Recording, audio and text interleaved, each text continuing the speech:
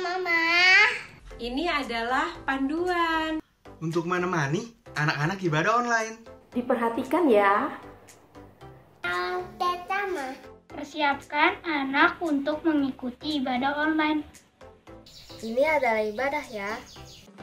tidak sambil main, makan, dan lain-lainnya ya. Kedua, anak melihat teladan orang tua. Papa dan Mama juga ikutan ibadah ya. Harus antusias juga.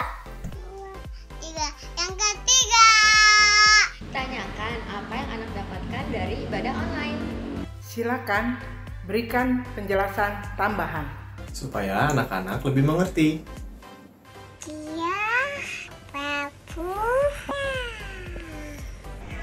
Selamat ibadah online. Ibadah online Abi. Mari kita memuji Tuhan.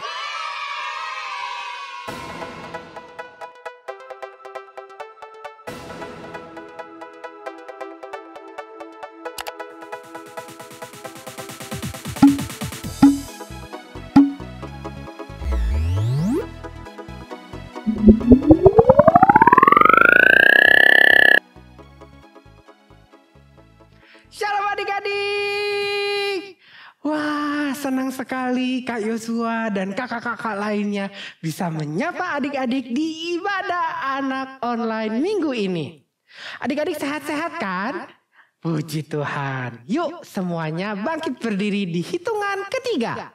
1, 2, 3. Yuk kita sama-sama memuji Tuhan.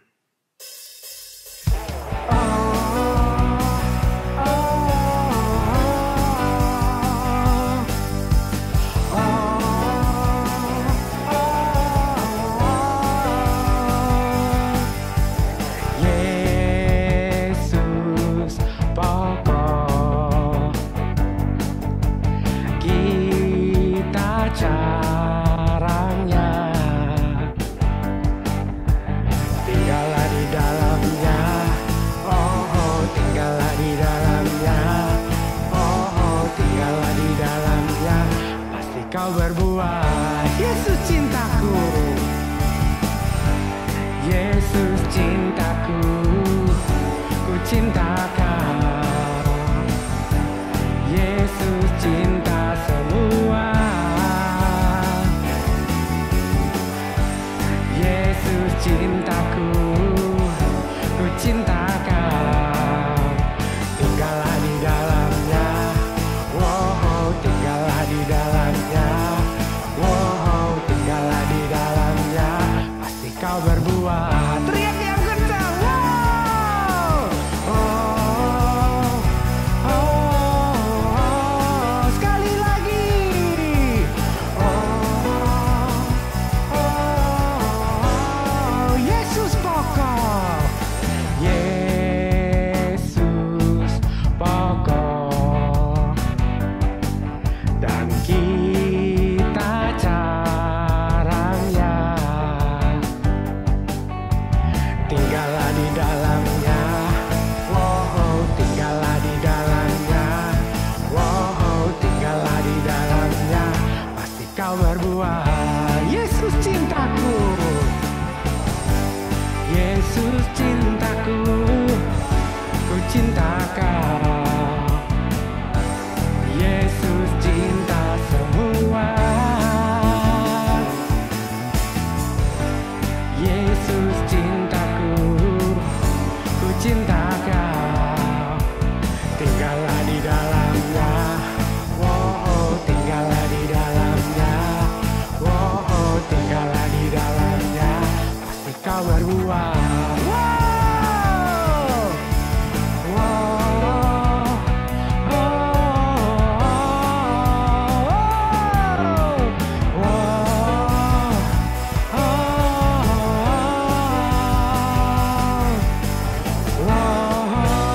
Beri tepuk tangan yang meriah buat Tuhan kita.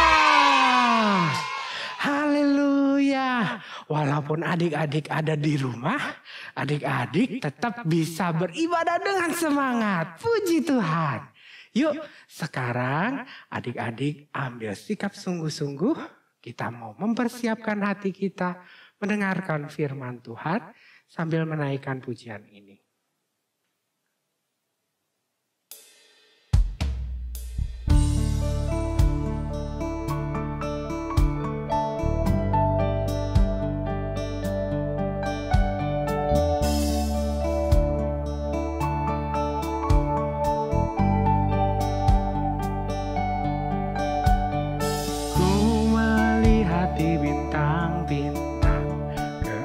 Keajaiban Tuhan, dan di dalam hangat pelukan kasih-Mu, oh Tuhan. Tuhan Yesus mengasihiku lebih dari kata-kata kasih-Mu Bapa.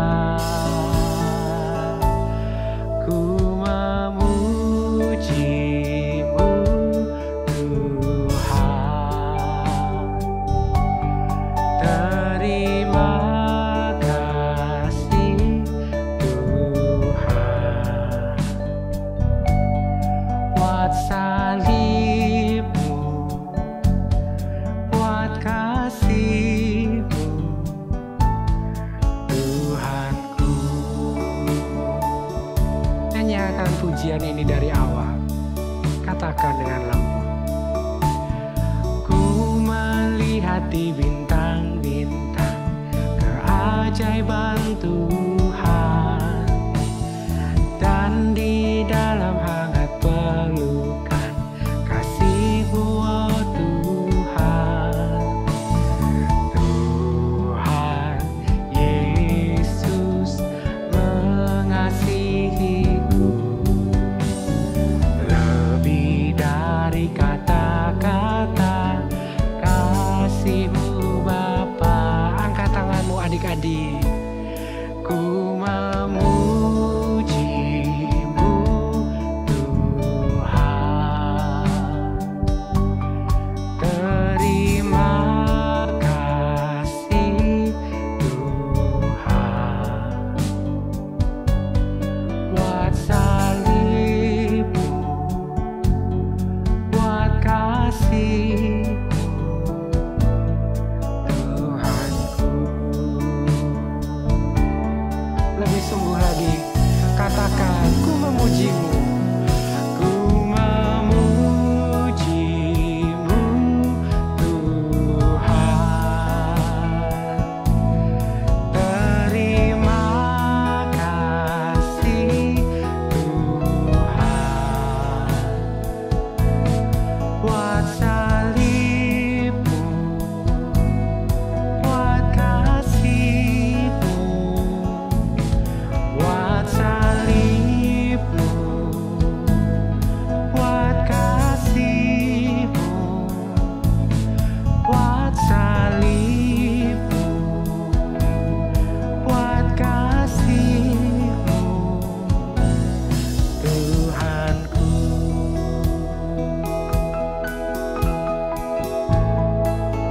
Adik-adik yang manis, adik-adik yang sayang sama Tuhan Yesus, semuanya lipat tangan dan tutup matanya, kita berdoa. Tuhan yang baik, terima kasih buat kesempatan bernyanyi buat Tuhan. Sekarang kami mau mendengarkan firman-Mu. Kiranya Tuhan yang membuat kami mengerti isi hati Tuhan. Thank you Jesus, I love you. Di dalam nama Tuhan Yesus kami berdoa dan bersyukur. Haleluya, amin. Aku gak mau tahu. Kamu harus kembalikan burung Kak Dino.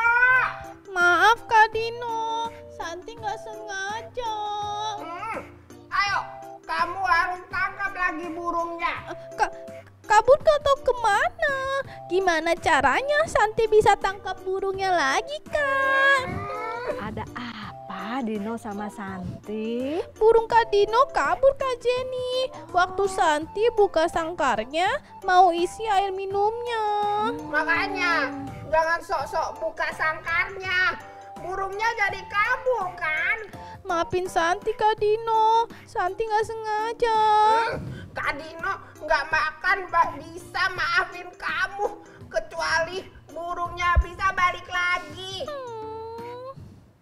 Udah, kalian tenang dulu ya. Kak Jenny mau cerita tentang seekor burung yang pintar menyanyi. Ayo, kita sapa teman-teman di rumah dulu yuk. Shalom adik-adik. Shalom teman-teman. Senang ketemu lagi. Shalom. Kok sedih? Kak, burung yang mau diceritain tadi kicauannya merdu ya. Kayak burung aku ya yang udah hilang ya Kak.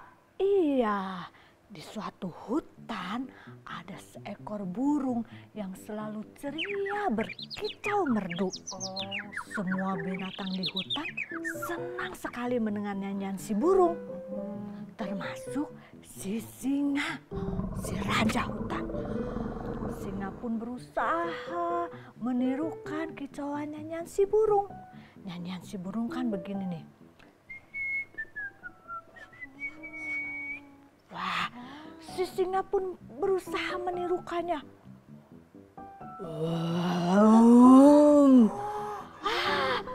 Tentu saja tidak bisa. Setiap kali singa menirukan, selalu yang keluar adalah auman singa yang menyeramkan. Sehingga semua binatang di hutan pun lari ketakutan. Karena singa sangat ingin bisa bernyanyi seperti burung, dicurilah nyanyian si burung. Sehingga si burung tidak bisa bersuara lagi. Jadi bisu, tidak bisa berkicau lagi. Nggak bisa bersuara. Dan si singa sekarang dia bangga jadi bisa bernyanyi merdu, berkicau keliling hutan. Tapi si singa tidak menyadari ada beberapa pemburu yang mengintai dan memasang jaring perangkap. Dan hap, tertangkaplah si singa. Wah, si singa pun dengan marah dia keluarkan suara aumannya untuk menakuti para pemburu.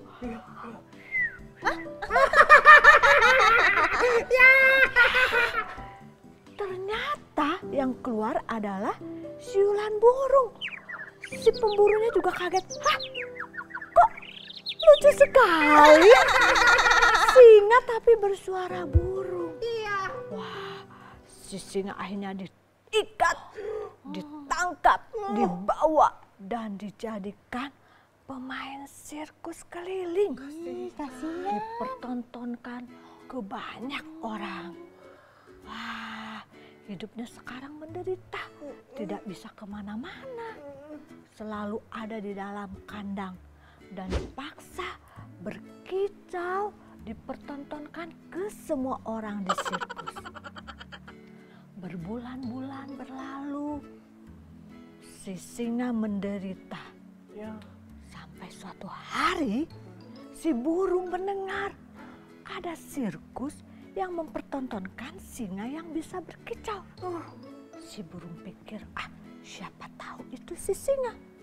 Kemudian si burung terbang, beranikan diri mendatangi area tempat sirkus.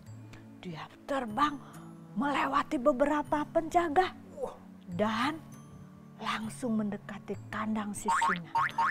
Mematuk-matuk kuncinya dengan paruhnya, berusaha membuka kuncinya. Si singa kaget dan senang. Kemudian dia langsung meminta maaf kepada si burung.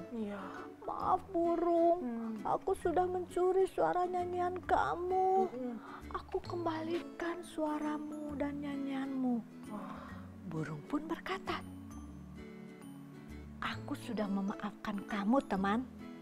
Wah, sekarang ayo cepat kita lari. Saat pintu terbuka, langsung si singa pun lari dengan mengaum. Wah, penjaga terkejut dan ketakutan karena auman singa itu. Si burung pun ikut masuk ke hutan. Wah, sekarang si burung bersuka cita karena suaranya sudah kembali dan bisa bersiu-siu bernyanyi lagi. Si singa pun sekarang sudah bisa mengaum lagi dan mereka sekarang jadinya bersahabat. Si burung itu memaafkan semua kesalahan si singa. Coba apa yang kalian pelajari dari cerita ini? Burung yang murah hati, yang mau memaafkan.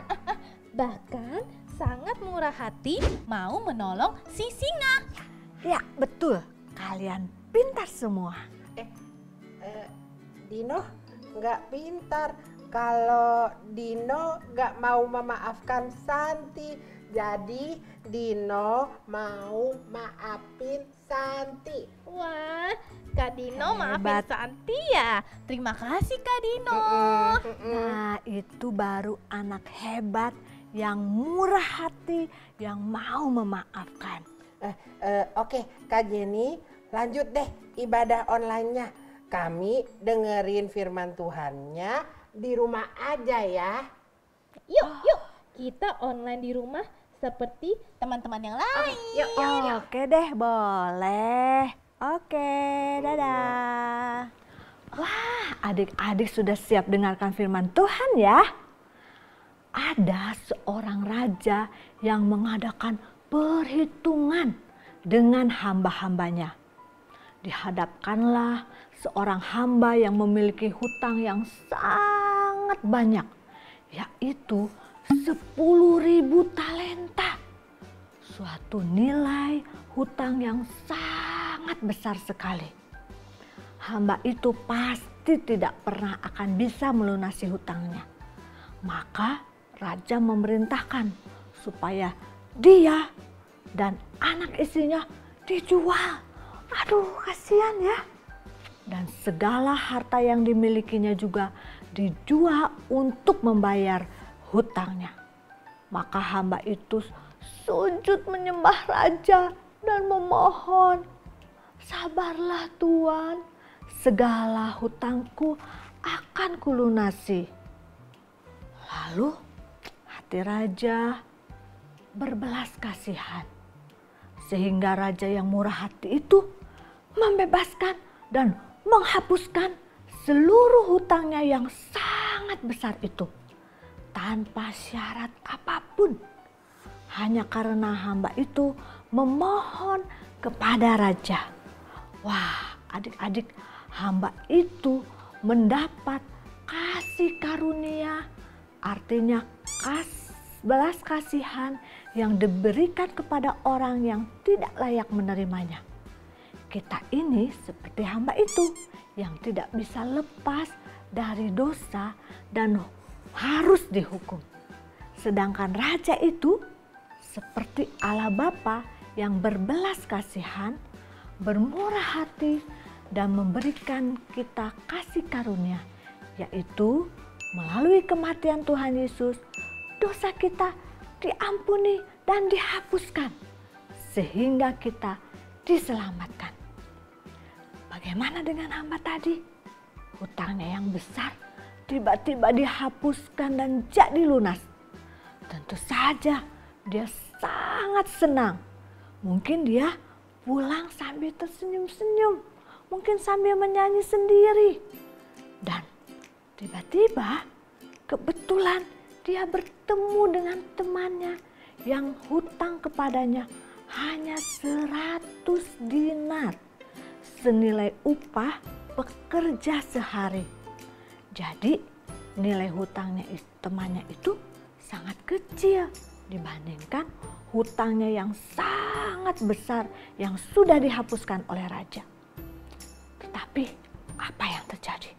Hamba itu dengan kejamnya langsung menangkap dan mencekik temannya. "Bayar hutangmu, ayo cepat bayar." Dengan ketakutan, sujudlah temannya itu dan memohon, "Sabarlah, hutangku pasti akan kubayar." Tetapi hamba itu tidak mau mendengarkan permohonan temannya. Dia memasukkan temannya itu ke dalam penjara sampai hutangnya bisa dilunasi. Ternyata ada teman-teman lain yang juga melihat dan sedih, lalu melaporkan semua yang terjadi kepada raja.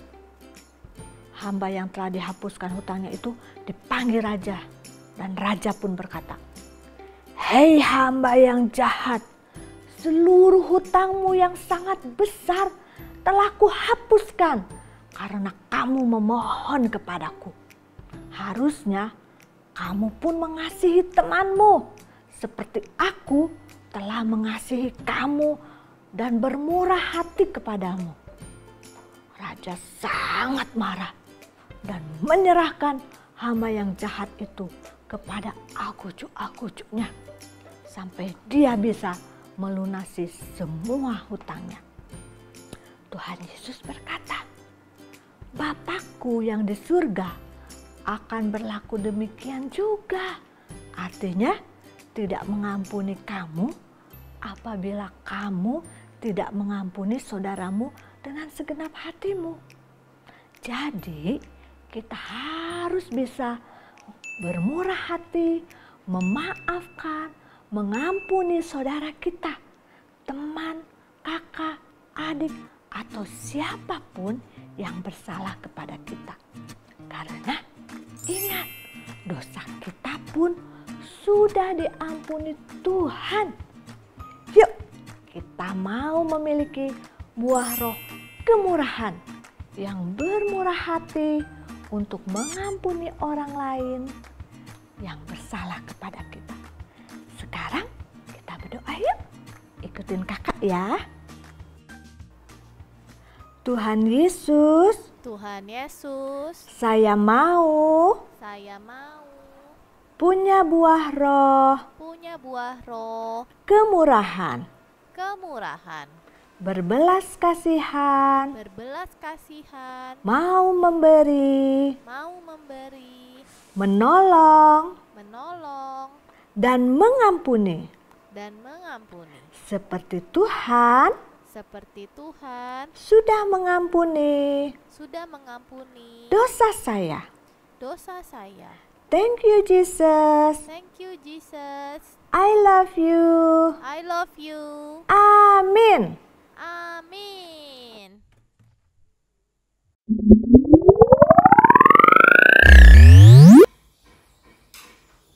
Hai teman-teman, nama aku Angelika dari kelas Galatia. Hafalan kita bulan ini adalah Lukas 6 ayat 36. Hendaklah engkau murah hati sama seperti Bapamu adalah murah hati. Tuhan Yesus memberkati. Bye-bye.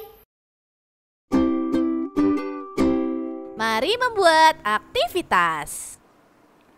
Adik-adik, tadi kita mendengarkan cerita tentang si burung yang baik hati. Nah, sekarang kita mau buat burung yuk. Seperti ini. Nah, ya lucu ya? Oke. Adik-adik, bahannya adalah spidol untuk membuat mata, kemudian lem, gunting, kertas berwarna dengan ukuran lingkaran seperti ini, berdiameter kira-kira 9 cm, ada 2. Kemudian lingkaran kecil kira-kira 4 cm, ada 1 untuk kepala.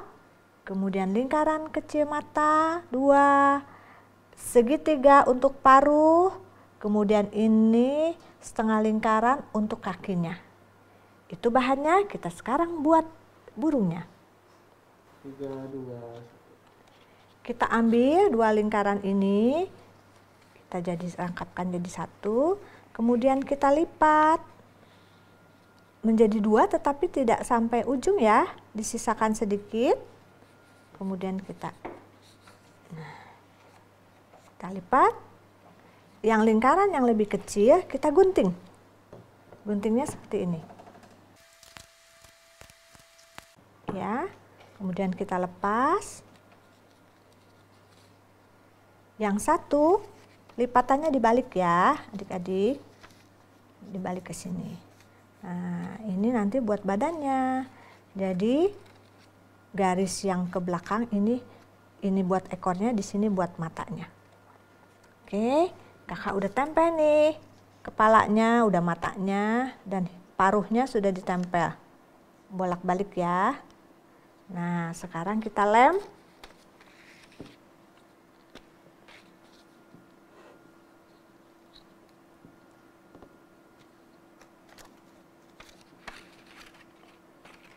Kita lem dua-duanya. Kemudian, oh ya, ininya belum digunting nih. Untuk ekornya. Ekornya seperti ini ya, adik-adik. Kemudian kita keritingkan dikit. Begitu pula yang ini. Supaya tidak kaku, ada seperti bulu. Tadi dilem, lemnya tadi udah kering ya. Oke, sekarang nah kita tempel kepalanya yang di sini ya. Kepalanya di sini. Ekornya yang di sini.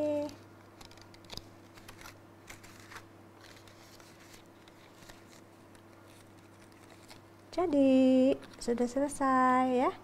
Ini kemudian ininya bawahnya agak dilebarkan, tidak dilem semua ya. Seperti ini, bisa digoyang-goyangkan. Kasihan dia nggak punya kaki, kita kasih kaki yuk. Kakinya ini seperti kaki yang sedang terlipat ya.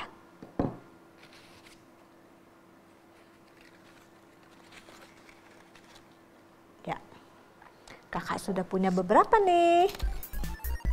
Wah, warna-warni, mereka berteman.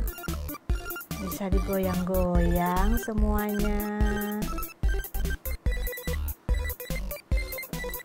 Oke, silahkan mencoba. Adik-adik yang murah hati, sekian ibadah online hari ini. Tuhan Yesus memberkati.